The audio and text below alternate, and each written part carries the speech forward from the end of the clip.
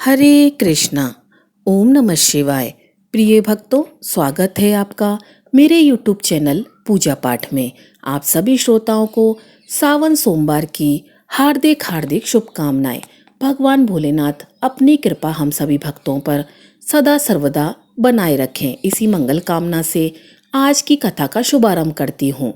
आज सावन सोमवार का चौथा सोमवार है और कहते हैं इस दिन भगवान शिव और देवी पार्वती की कथा एवं सावन के सोमवार की व्रत कथा को सुनने से अनंत शुभ फलों की प्राप्ति होती है। साथ ही साथ मनुष्यों के सभी पाप और संकट कट जाते हैं तथा मनोकामनाओं की भी पूर्ति होती है।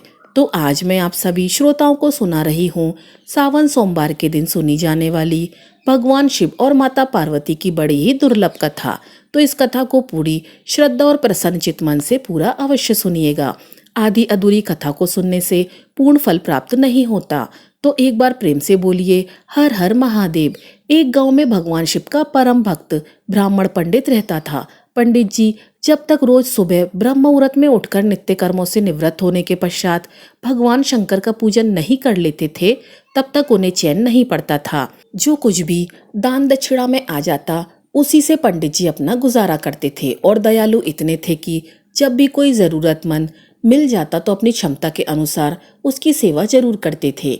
इस कारण शिव जी के परम भक्त ब्राह्मण देवता गरीबी का जीवन व्यतीत कर रहे थे।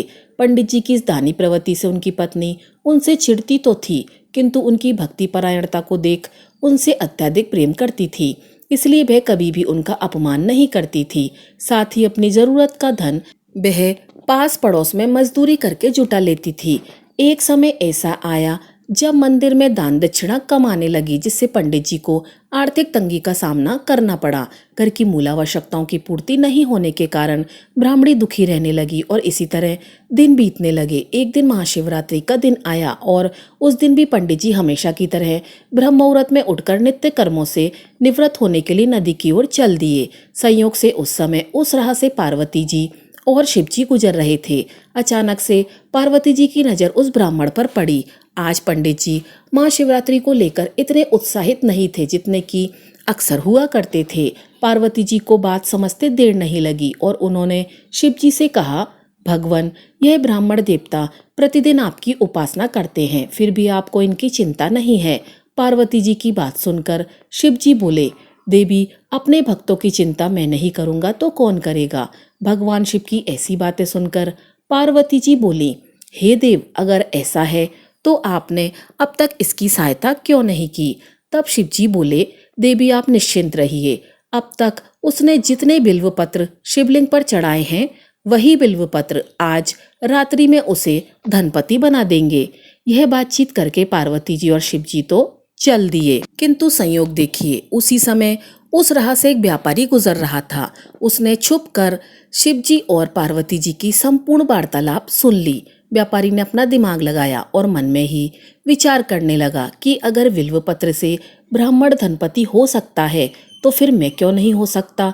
यही सोचकर वह ब्राह्मण के घर पहुंच गया और ब्राह्मण से बोला, पंडित जी, आपने अब तक जितने भी बिल्व पत्र शिव पूजन में चढ़ाए हैं वह सब मुझे दे दीजिए, बदले में मैं आपको 100 स्वर्ण मुद्राएं दूंगा।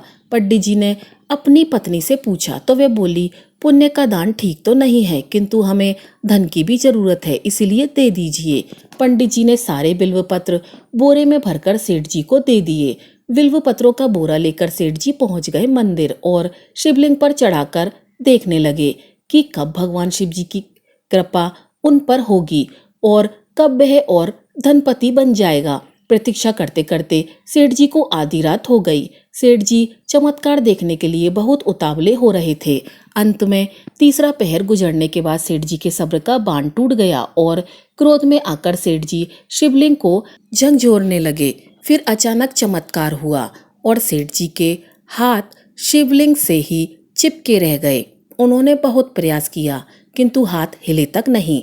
थक हार कर सेठ जी शिव जी से क्षमा याचना करने लगे तो शिव जी बोले, हे लोभी सेठ, जिस ब्राह्मण से तूने यह बिल्व पत्र खरीदे हैं उसे 1000 स्वर्ण मुद्राएं दे, तब जाकर तेरे हाथ छूटेंगे। प्रातःकाल जब पंडित जी पूजन के लिए आए तो उन्होंने देखा कि सेठ जी के हाथ शिवलिंग से चिपके हुए हैं और सेठ जी रो रहे हैं।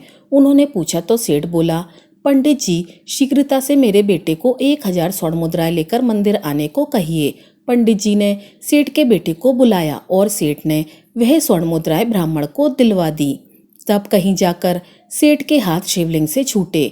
एक दिन पार्वती जी शिव जी से पूछती हैं, हे नाथ, आपने अब तक अपने भक्त को कोई धन नहीं दिया। शिव जी बोले, देवी, मेरे पास कहाँ धन है जो मैं दूंगा, किंतु मेरा भक्त अब गरीब नहीं है, यह तुम स्वयं देख लो। जैसी कृपा भगवान शिव और माता पार्वती ने उस ब्राह्मण पर की, ऐसी ही कृपा भगवान हम सब पर करें। बोलिए शंकर पार्वती भगवान की जय। तो आइए भक्तों, अब श्रवण करते हैं सावन सोमवार की पौराणिक कथा, जिसे सुनने मात्र से ही भोलेनाथ की कृपा प्राप्त होती है। अमरपुर नगर में एक धनी व्यापारी रहता था और दूर दूर तक उसका व्यापार फैला हुआ था। नगर में उस व्यापारी का सभी लोग मान सम्मान करते थे। इतना सब कुछ होने पर भी वह व्यापारी अंतर मन से बहुत दुखी था, क्योंकि उस व्यापारी का कोई पुत्र नहीं था। दिन रात उसे एक ही चिंता सताती रहती थी कि उसकी मृत्यु के बाद उसके इतने बड़े व्यापार और धन संपत्ति को कौन संभालेगा। पुत्र पाने की इच्छा से वह व्यापारी प्रत्येक सोमवार भगवान शिव की व्रत पूजा किया करता था। सायंकाल को व्यापारी शिव मंदिर में जाकर भगवान शिव के सामने घी का दीपक जलाया करता था। उस व्यापारी की भक्ति देखकर एक दिन देवी पार्वती ने भगवान शिव से कहा, हे प्राणनाथ, यह व्यापारी आपका सच्चा भक्त है। कितने दिनों से यह सोमवार का व्रत और पूजा नियमित कर रहा है। हे प्रभु, आप इस व्यापारी की मनोकामना को अवश्य पूर्ण करें। भगवान शिव ने मुस्कुराते हुए कहा, हे पार्वती, इस संसार में सबको उसके कर्म के अनुसार फल की प्राप्ति होती है। प्राणी जैसा कर्म करते हैं उन्हें वैसा ही फल प्राप्त होता है। इसके बावजूद भी पार्वती जी नहीं मानी। उन्होंने भगवान भोलेनाथ से आग्रह करते हुए कहा, नहीं प्राणनाथ, आपको इस व्यापारी की इच्छा पूरी करनी ही पड़ेगी, क्योंकि यह आपका अनन्य भक्त है। प्रत्येक सोमवार आपका विधिवत व्रत रखता है और पूजा अर्चना के बाद आपको भोग लगाकर एक समय का भोजन ग्रहण करता है। आपको इसे पुत्र प्राप्ति का वरदान देना ही होगा। देवी पार्वती का इतना आग्रह देखकर भगवान शिव ने कहा, हे देवी, तुम्हारे आग्रह पर मैं इस व्यापारी को पुत्र प्राप्ति का वरदान देता हूँ, लेकिन इसका पुत्र 16 वर्ष से अधिक जीवित नहीं रहेगा। उसी रात भगवान शिव ने स्वप्न में उस व्यापारी को दर्शन देकर उसे पुत्र प्राप्ति का वरदान दिया और उसके पुत्र के 16 वर्ष तक जीवित रहने की बात भी बताई। भगवान के वरदान से व्यापारी को खुशी तो हुई, लेकिन पुत्र की अल्प आयु की चिंता ने उस खुशी को नष्ट कर दिया। व्यापारी पहले की तरह सोमवार का विधिवत व्रत करता रहा। कुछ महीने पश्चात उसके घर अति सुंदर पुत्र उत्पन्न हुआ। पुत्र जन्म से व्यापारी के घर में खुशियां भर गईं। बहुत धूमधाम से पुत्र जन्म का समारोह मनाया गया। व्यापारी को पुत्र जन्म की अधिक खुशी नहीं हुई, क्योंकि उसे पुत्र की अल्पायु के रहस्य का पता था। उस व्यापारी के अलावा यह रहस्य घर में किसी को नहीं मालूम था। विद्वान ब्राह्मणों ने उस पुत्र का नाम अमर रखा। जब अमर 12 वर्ष का हुआ तो शिक्षा प्राप्ति के लिए उसे वाराणसी भेजने का निश्चय हुआ। व्यापारी ने अमर के मामा दीपचंद को बुलाया और कहा कि अमर को शिक्षा प्राप्त करने के लिए वाराणसी छोड़ आओ। अमर अपने मामा के साथ शिक्षा प्राप्त करने के लिए चल दिया। रास्ते में जहाँ भी अमर और दीपचंद रात्रि विश्राम के लिए ठहरते, वहीं यज्ञ करते और ब्राह्मणों को भोजन कराते थे। लंबी यात्रा के बाद अमर और दीपचंद एक नगर में पहुंचे। उस नगर के राजा की कन्या के विवाह की खुशी में पूरे नगर को सजाया गया था। निश्चित समय पर बारात आ गई, लेकिन वर का पिता अपने बेटी की एक आंख से काने होने के कारण बहुत चिंतित था।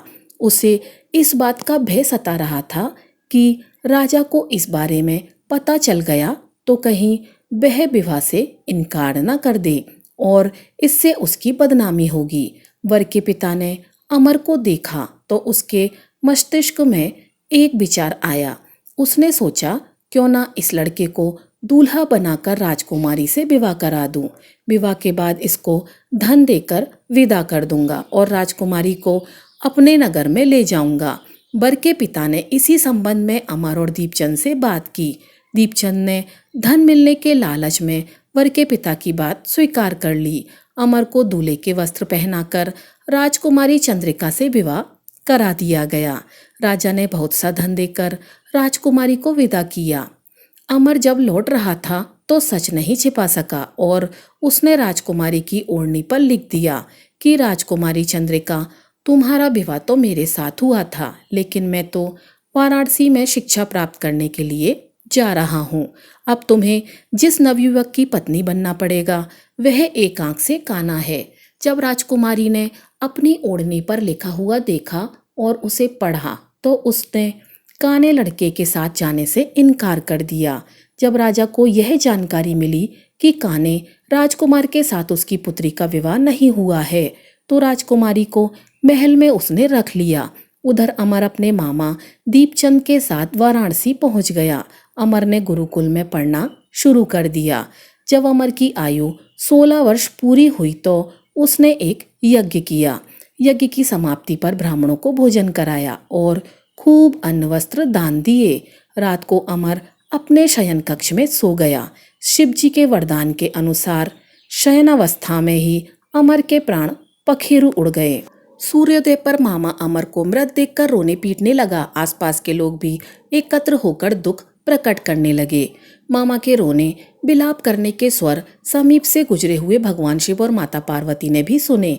पार्वती जी ने भगवान से कहा, प्राणनाथ, मुझसे इसके रोने के स्वर सहन नहीं हो रहे हैं। आप इस व्यक्ति के कष्ट अवश्य दूर करें।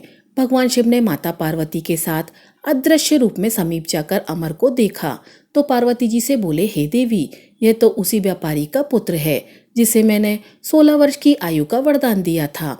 इसकी आयु तो पूरी हो गई। पार्वती जी ने फिर भगवान शिव से निवेदन किया, हे प्राणनाथ, आप इस लड़के को जीवित करें, नहीं तो इसके माता पिता पुत्र की मृत्यु के कारण रो रो कर अपने प्राणों का त्याग कर देंगे। इस लड़के का पिता तो आपका परम भक्त है, वर्षों से सोमवार का व्रत करते हुए आपको भोग लगा रहा है। देवी पार्वती के आग्रह करने पर भगवान शिव ने उस लड़के को जीवित होने का वरदान दिया। भगवान शिव के आशीर्वाद से कुछ ही पल में वह जीवित होकर उठ बैठा। शिक्षा समाप्त करके अमर अपने मामा के साथ अपने नगर की ओर चल दिया। दोनों चलते हुए उसी नगर में पहुंचे जहां अमर का विवाह हुआ था। उस नगर में भी अमर ने यज्ञ का आयोजन किया। समीप से गुजरते हुए नगर के राजा ने यज्ञ का आयोजन देखा तो राजा ने अमर को तुरंत ही पहचान लिया। यज्ञ समाप्त होने पर राजा अमर को और उसके मामा को महल में ले गया और कुछ दिन उन्हें महल में रखकर बहुत सा धन और वस्त्र देकर राजकुमारी के साथ विदा किया। रास्ते में सुरक्षा के लिए राजा ने बहुत से सैनिकों को भी साथ भेजा। दीपचंद नगर में पहुंचते ही एक दूत को घर भेजकर अपने आगमन की सूचना भेजी। अपने बेटे अमर के जीवित वापस लौटने की सूचना से व्यापारी बहुत प्रसन्न हुआ। व्यापारी ने अपनी पत्नी के साथ स्वयं को एक कमरे में बंद कर रखा था। भूखे प्यासे रहकर व्यापारी और उसकी पत्नी बेटे की प्रतीक्षा कर रहे थे। उन्होंने प्रतिज्ञा कर रखी थी कि यदि उनके बेटे की मृत्यु का समाचार उन्हें मिला तो दोनों अपने प्राण त्याग देंगे। व्यापारी अपनी पत्नी और मित्रों के साथ नगर के द्वार पर पहुंचा। अपने बेटे के विवाह का समाचार सुनकर और पुत्र वधू राजकुमारी चंद्रिका को देखकर उसकी खुशी का ठिकाना न रहा। उसी रात भगवान शिव ने व्यापारी के स्वप्न में आकर कहा, हे श्रेष्ठी, मैंने तेरे सोमवार के व्रत करने और व्रत कथा सुनने से प्रसन्न होकर तेरे पुत्र की लंबी आयु प्रदान की है। भगवान शिव की बातें सुनकर व्यापारी स्वप्न में ही बहुत प्रसन्न हुआ। सोमवार का व्रत करने से व्यापारी के घर में खुशियां लौट आईं। शास्त्रों में लिखा है कि जो स्त्री पुरुष सोमवार का विधिवत व्रत करते हैं और व्रत कथा को सुनते हैं उनकी सभी इच्छाएं पूरी होती हैं। एक बार प्रेम से बोलिए, हर हर महादेव, जय माता पार्वती। अब आइए श्रवण करते हैं भोलेनाथ की दुर्लभ कथा। यह कथा शिव पुराण में वर्णित है। शिव पुराण में कहा गया है, जो भी भक्त सावन में इस कथा को शांत मन से भक्ति भाव से सुनता है तो उसके जन्मों का दुख दरिद्र समाप्त हो जाता है। दरिद्र धनवान हो जाते हैं, रोगी रोग मुक्त हो जाते हैं और भाग्य का द्वार खुलता है।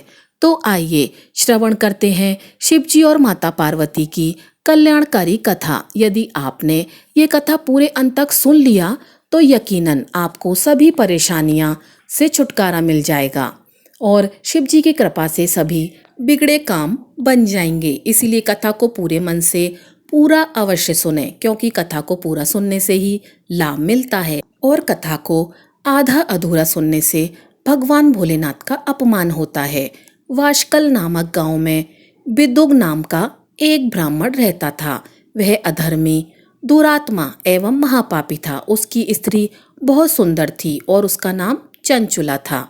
वह सदा उत्तम धर्म का पालन करती थी, परंतु विंदुक वैश्यागामी था। इस तरह कुकर्म करते हुए बहुत समय व्यतीत हो गया। उसकी स्त्री काम से पीड़ित होने पर भी, स्वधर्म नाश के भय से कलेश सहकर भी काफी समय तक धर्म भ्रष्ट नहीं हुई, परंतु आगे चलकर वह भी अपने दुराचारी पति के आचरण से प्रभावित होकर दुराचारिणी और अपने धर्म से विमुख हो गई। इस तरह दुराचार में डूबे हुए उन पति पत्नी का बहुत सा समय व्यर्थ बीत गया। वैश्यागामी दूषित बुद्धि वाला वह दुष्ट ब्राह्मण विंदुक समयानुसार मृत्यु को प्राप्त हो नरक में चला गया। बहुत दिनों तक नरक के दुखों को भोगकर वह मूढ़ बुद्धि पापी विंध्य पर्वत पर भयंकर पिशाच हुआ। इधर उस दुराचारी बिंदुक के मर जाने पर वह चंचुला नामक स्त्री बहुत समय तक पुत्रों के साथ अपने घर में रहती रही। पति की मृत्यु के बाद वह भी अपने धर्म से गिरकर पराये पुरुषों का संग करने लगी थी। सतियां विपत्ति में भी अपने धर्म का पालन करना नहीं छोड़ती। यही तो तप है। तप कठिन तो होता है, लेकिन इसका फल मीठा होता है। विषयी इस सत्य को नहीं जानता, इसलिए वह विषयों के विषफल का स्वाद लेते हुए भोग करता है। एक दिन देवयोग से किसी पुण्य पर्व के आने पर वह अपने भाई बंधुओं के साथ गोकर्ण क्षेत्र में गई। उसने तीर्थ के जल में स्नान किया और बंधुजनों के साथ यत्र तत्र घूमने लगी। घूमते घूमते वह एक देव मंदिर में गई। वहां उसने एक ब्राह्मण के मुख से भगवान शिव की परम पवित्र एवं मंगलकारी कथा सुनी। कथावाचक ब्राह्मण कह रहे थे कि जो स्त्रियां व्यभिचार करती हैं, वे मरने के बाद जब यमलोक जाती हैं, तब यमराज के दूत उन्हें तरह तरह से यंत्रणाएं देते हैं। ये सारे दंड इतनी वेदना देने वाले होते हैं कि जीव पुकार पुकार कर कहता है कि अब वह ऐसा नहीं करेगा, लेकिन यमदूत उसे छोड़ते नहीं। कर्मों का फल तो सभी को भोगना पड़ता है, क्योंकि देव ऋषि मनुष्य सभी इससे बंधे हुए हैं। ब्राह्मण के मुख से यह वैराग्य बढ़ाने वाली कथा सुनकर चंचुला भय से व्याकुल हो गई। कथा समाप्त होने पर सभी लोग वहां से चले गए। तब कथा वाँचने वाले ब्राह्मण देवता से चंचुला ने कहा, हे ब्राह्मण, धर्म को ना जानने के कारण मेरे द्वारा बहुत बड़ा दुराचार हुआ है। स्वामी, मेरे ऊपर कृपा कर मेरा उद्धार कीजिए। आपके प्रवचन को सुनकर मुझे इस संसार से वैराग्य हो गया है। मुझ मूढ़ चित्त वाली पापिनी को धिक्कार है। मैं निंदा के योग्य हूँ। मैं बुरे विषयों में फंसकर अपने धर्म से विमुख हो गई थी। कौन मुझ जैसी कुमार्ग में मन लगाने वाली पापिनी का साथ देगा? जब यमदूत मेरे गले में फंदा डालकर मुझे बांधकर ले जाएंगे और नरक में मेरे शरीर के टुकड़े करेंगे, तब मैं कैसे उन यातनाओं को सहन कर पाऊंगी? मैं सब प्रकार से नष्ट हो गई हूँ, क्योंकि अभी तक मैं हर तरह से पाप में डूबी रही हूँ। हे ब्राह्मण, आप मेरे गुरु हैं, आप ही मेरे माता पिता हैं। मैं आपकी शरण में आई हूँ। मुझ अबला का अब आप ही उद्धार कीजिए। इस प्रकार विलाप करती हुई चंचुला ब्राह्मण देवता के चरणों में गिर पड़ी। तब ब्राह्मण ने उसे कृपा पूर्वक उठाया और ब्राह्मण बोले, नारी, तुम सौभाग्यशाली हो जो भगवान शंकर की कृपा से तुमने वैराग्यपूर्ण शिव पुराण की कथा सुनकर समय से अपनी गलती का एहसास कर लिया है। तुम डरो मत और भगवान शिव की शरण में जाओ। उनकी परम कृपा से तुम्हारे सभी पाप नष्ट हो जाएंगे। मैं तुम्हें भगवान शिव की कथा सहित वह मार्ग बताऊंगा जिसके द्वारा तुम्हें सुख देने वाली उत्तम गति प्राप्त होगी। शिव कथा सुनने से तुम्हारी बुद्धि शुद्ध हो गई है और तुम्हें पश्चाताप हुआ है तथा मन में वैराग्य उत्पन्न हुआ है। पश्चाताप ही पाप करने वाले पापियों के लिए सबसे बड़ा प्रायश्चित है। पश्चाताप ही पापों का शोधक है। इससे ही पापों की शुद्धि होती है।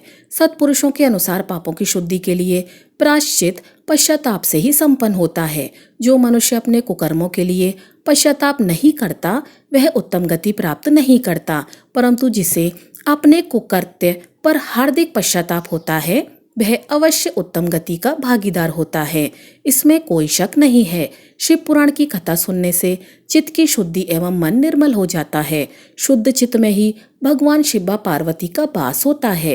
वह शुद्धात्मा पुरुष सदाशिव के पद को प्राप्त होता है। इस कथा का श्रवण सभी मनुष्यों के लिए कल्याणकारी है, अतः इसकी आराधना व सेवा करनी चाहिए। यह कथा भवबंधन रूपी रोग का नाश करने वाली है। भगवान शिव की कथा सुनकर हृदय में उसका मनन करना चाहिए। इससे चित्त की शुद्धि होती है। चित्त शुद्धि होने से ज्ञान और वैराग्य के साथ महेश्वर की भक्ति निश्चय ही प्रकट होती है तथा उनके अनुग्रह से दिव्य मुक्ति प्राप्त होती है। जो मनुष्य माया के प्रति आसक्त है वह इस संसार बंधन से मुक्त नहीं हो पाता। हे ब्राह्मण पत्नी, तुम अन्य विषयों से अपने मन को हटाकर भगवान शंकर की इस परम पावन कथा को सुनो। इससे तुम्हारे चित्त की शुद्धि होगी और तुम्हें मोक्ष की प्राप्ति होगी। जो मनुष्य निर्मल हृदय से भगवान शिव के चरणों का चिंतन करता है उसकी एक ही जन्म में मुक्ति हो जाती है। यह कहकर वे ब्राह्मण चुप हो गए। उनका हृदय करुणा से भर गया और वे ध्यान में मग्न हो गए। ब्राह्मण का उक्त उपदेश सुनकर चंचुला के नेत्रों में आनंद के आंसू झलक आए। वह हर्ष भरे हृदय से ब्राह्मण देवता के चरणों में गिर गई और हाथ जोड़कर बोली, मैं कृतार्थ हो गई। हे ब्राह्मण, शिव भक्तों में श्रेष्ठ स्वामिन, आप धन्य हैं। आप परमार्थदर्शी हैं और सदा परोपकार में लगे रहते हैं। हे मुनीश्वर, मैं नरक के समुद्र में गिर रही हूँ, कृपया मेरा उद्धार कीजिए। जिस पौराणिक व अमृत के समान सुंदर शिव पुराण कथा की बात आपने की है उसे सुनकर ही मेरे मन के वैराग्य उत्पन्न हुआ है। उस अमृतमयी शिव पुराण कथा को सुनने के लिए मेरे मन में बड़ी श्रद्धा हो रही है। कृपया आप मुझे उसे सुनाइए। शिव पुराण की कथा सुनने की इच्छा मन में लिए हुए चंचुला उन ब्राह्मण देवता की सेवा में वहीं रहने लगी। उस गोकर्ण नामक महाक्षेत्र में उन ब्राह्मण देवता के मुख से चंचुला शिव पुराण की भक्ति, ज्ञान और वैराग्य बढ़ाने वाली और मुक्ति देने वाली परम उत्तम कथा सुनकर कृतार्थ हुई। उसका चित्त शुद्ध हो गया। वह अपने हृदय में शिव के सगुण रूप का चिंतन करने लगी। वह सदैव शिव के सच्चिदानंदमय स्वरूप का स्मरण करती थी। तत्पश्चात अपना समय पूर्ण होने पर चंचुला ने बिना किसी कष्ट के अपना शरीर त्याग दिया। उसे लेने के लिए एक दिव्य विमान वहां पहुंचा। यह विमान शोभा साधकों से सजा था एवं शिवगणों से शोभित था। चंचुला विमान से शिवपुरी पहुंची। उसके सारे पाप धुल गए और वह दिव्यांगना हो गई।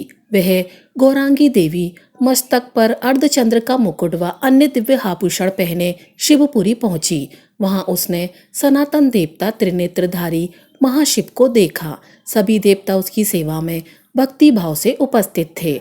उनकी अंग कांति करोड़ों सूर्यों के समान प्रकाशित हो रही थी।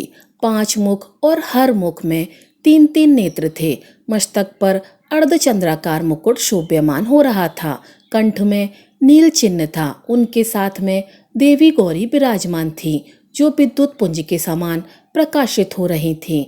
महादेव जी की कांति कपूर के समान गौर थी। उनके शरीर पर श्वेत वस्त्र थे तथा शरीर श्वेत भस्म से युक्त था। इस प्रकार भगवान शिव के परम उज्जवल रूप के दर्शन कर चंचुला बहुत प्रसन्न हुई। उसने भगवान को बारंबार प्रणाम किया और हाथ जोड़कर प्रेम, आनंद और संतोष से युक्त हो विनीत भाव से खड़ी हो गई। उसके नेत्रों से आनंद अश्रुओं की धारा बहने लगी। भगवान शंकर व भगवती गौरी उमा ने करुणा के साथ सौम्य दृष्टि से देखकर चंचुला को अपने पास बुलाया। गौरी उमा ने उसे प्रेम पूर्वक अपनी सखी बना लिया। चंचुला सुखपूर्वक भगवान शिव के धाम में उमा देवी की सखी के रूप में निवास करने लगी। एक दिन चंचुला आनंद में मग्न उमा देवी के पास गई और दोनों हाथों को जोड़कर उनकी स्तुति करने लगी। चंचुला बोली, हे गिरिराज नंदिनी स्कंद माता उमा, आप सभी मनुष्यों एवं देवताओं द्वारा पूज्य तथा समस्त सुखों को देने वाली हैं। आप शंभु प्रिया हैं। आप ही सगुणा और निर्गुणा हैं।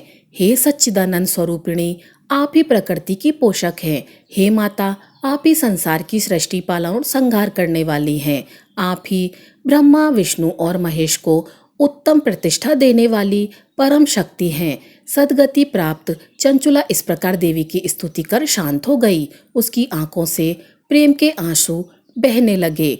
तब शंकर प्रिया भक्त वत्सला उमा देवी ने बड़े प्रेम से चंचुला को चुप कराते हुए कहा, सखी चंचुला, मैं तुम्हारी स्तुति से प्रसन्न हूँ। बोलो, क्या वर मांगती हो? चंचुला बोली, हे गिरिराज कुमारी, मेरे पति बिंदुक इस समय कहाँ है, मुझे बताइए और कुछ उपाय कीजिए ताकि हम फिर से मिल सकें। हे महादेवी, मेरे पति एक शूद्र जाति वैश्या के प्रति आसक्त थे और पाप में ही डूबे रहते थे। गिरजा बोली, बेटी तुम्हारा पति बिंदुक बड़ा पापी था, उसका अंत बड़ा भयानक हुआ। वैश्या का उपभोग करने के कारण वह मूर्ख नरक में अनेक वर्षों तक अनेक प्रकार के दुख भोग कर अब शेष पाप को भोगने के लिए विंध्य पर्वत पर पिशाच की योनि में रह रहा है। वह दुष्ट वहीं वायु पीकर रहता है और सब प्रकार के कष्ट सहता है। गौरी देवी की यह बात सुनकर चंचुला अत्यंत दुखी हो गई। फिर मन को किसी तरह स्थिर करती हुई दुखी हृदय से माँ गौरी से उसने एक बार फिर पूछा, हे महादेवी, मुझ पर कृपा कीजिए और मेरे पापी पति का अब उद्धार कर दीजिए। कृपा करके मुझे वह उपाय बताइए जिससे मेरे पति को उत्तम गति प्राप्त हो सके। गौरी देवी ने कहा, यदि तुम्हारा पति बिंदुक शिव पुराण की पुण्यमयी उत्तम कथा को सुने तो वह इस दुर्गति को पार करके उत्तम गति का भागी हो सकता है। अमृत के समान मधुर गौरी देवी का यह वचन सुनकर चंचुला ने दोनों हाथ जोड़कर मस्तक झुकाकर उन्हें बारंबार प्रणाम किया तथा प्रार्थना की कि मेरे पति को शिव पुराण सुनाने की व्यवस्था कीजिए। ब्राह्मण पत्नी चंचुला के बार बार प्रार्थना करने पर शिवप्रिया गौरी देवी ने भगवान शिव की महिमा का गान करने वाले गंधर्व राज तुम्बुरो को बुलाकर कहा, तुम्बुरो, तुम्हारी भगवान शिव में प्रीति है। तुम मेरे मन की सभी बातें जानकर मेरे कार्यों को सिद्ध करते हो। तुम मेरी इस सखी के साथ विंध्य पर जाओ। वहां एक महाघोर और भयंकर पिशाच रहता है। पूर्व जन्म में वह पिशाच बिंदुक नामक ब्राह्मण मेरी इस सखी चंचुला का पति था, परंतु वह वेश्यागामी हो गया। वह स्नान संध्या आदि नित्य कर्म छोड़कर अपवित्र रहने लगा। क्रोध के कारण उसकी बुद्धि भ्रष्ट हो गई। दुर्जनों से उसकी मित्रता तथा सज्जनों से द्वेष बढ़ गया था। वह अस्त्र शस्त्र से हिंसा करता, लोगों को सताता और उनके घरों में आग लगा देता था। चांडालों से दोस्ती करता, वह रोज वेश्या के पास जाता था। पत्नी को त्याग कर दुष्ट लोगों से दोस्ती कर उन्हीं के संपर्क में रहता था। वह मृत्यु तक दुराचार में फंसा रहा। मृत्यु के बाद उसे पापियों के भोग स्थान यमपुर ले जाया गया। वहां घोर नरकों को सहकर इस समय वह विंध्य पर्वत पर पिशाच बनकर रह रहा है और पापों का फल भोग रहा है। तुम उसके सामने परम पुण्यमयी पापों का नाश करने वाली शिव पुराण की दिव्य कथा का प्रवचन करो। इस कथा को सुनने से उसका हृदय सभी पापों से मुक्त होकर शुद्ध हो जाएगा और वह प्रेत योनि से मुक्त हो जाएगा। दुर्गति मुक्त होने पर उस बिंदुक नामक पिशाच को विमान पर बिठाकर तुम भगवान शिव के पास ले आना। माँ उमा का आदेश पाकर गंधर्व राज तुम्बुरो प्रसन्नता पूर्वक अपने भाग्य की सराहना करते हुए चंचुला को साथ लेकर विमान से पिशाच के निवास स्थान विंध्य पर्वत गया। वहां पहुंचकर उसने उस विकराल आकृति वाले पिशाच को देखा। उसका शरीर विशाल था, उसकी ठोड़ी बड़ी थी। वह कभी हंसता, कभी रोता और कभी उछलता था।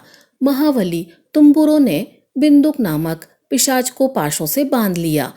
उसके पश्चात तुम्बुरो ने शिव पुराण की कथा बांचने के लिए स्थान तलाश कर मंडप की रचना की। शीघ्र ही इस बात का पता लोगों को चल गया कि एक पिशाच के उद्धार हेतु देवी पार्वती की आज्ञा से तुम्बुरो शिव पुराण की अमृत कथा सुनाने विंध्य पर्वत पर आया है। उस कथा को सुनने के लोभ से बहुत से देवर्षि वहां पहुंच गए। सभी को आदर पूर्वक स्थान दिया गया। पिशाच बिंदुक को पाशों में बांधकर आसन पर बिठाया गया और तब तुम्बुरो ने परम उत्तम शिव पुराण की अमृत कथा का गान शुरू किया। उसने पहली बिंदेश्वर संहिता से लेकर 7वीं वायु संहिता तक शिव पुराण की कथा का स्पष्ट वर्णन किया। सातों संहिताओं सहित शिव पुराण को सुनकर सभी श्रोता कृतार्थ हो गए। परम पुण्य में शिव पुराण को सुनकर पिशाच सभी पापों से मुक्त हो गया और उसने पिशाच शरीर का त्याग कर दिया। शीघ्र ही उसका रूप दिव्य हो गया। उसका शरीर गौरवर्ण का हो गया। शरीर पर श्वेत वस्त्र एवं पुरुषों के आभूषण आ गए। इस प्रकार दिव्य देहधारी होकर बिंदुक अपनी पत्नी चंचुला के साथ स्वयं भी भगवान शिव का गुणगान करने लगा। उसे इस दिव्य रूप में देखकर सभी को बहुत आश्चर्य हुआ। उसका मन परम आनंद से परिपूर्ण हो गया। सभी भगवान महेश्वर के अद्भुत चरित्र को सुनकर कृतार्थ हो गए। उनका यशोगान करते हुए अपने अपने धाम को चले गए। बिंदुक अपनी पत्नी चंचुला के साथ विमान में बैठकर शिवपुरी की ओर चल दिया। महेश्वर के गणों का गान करता हुआ बिंदुक अपनी पत्नी चंचुला व तुम्बुरों के साथ शीघ्र ही शिवधाम पहुंच गया। भगवान शिव व देवी पार्वती ने उसे अपना पार्षद बना लिया। दोनों पति पत्नी सुखपूर्वक भगवान महेश्वर एवं देवी गौरी के श्री चरणों में अविचल निवास पाकर धन्य हो गए। एक बार प्रेम से बोलिए शंकर भगवान की जय। तो प्रिय भक्तों, ये थी हमारी आज की कथा। अगर आपको कथा अच्छी लगी हो तो वीडियो को लाइक कीजिएगा और चैनल को सब्सक्राइब कीजिएगा। आपका दिन शुभ हो।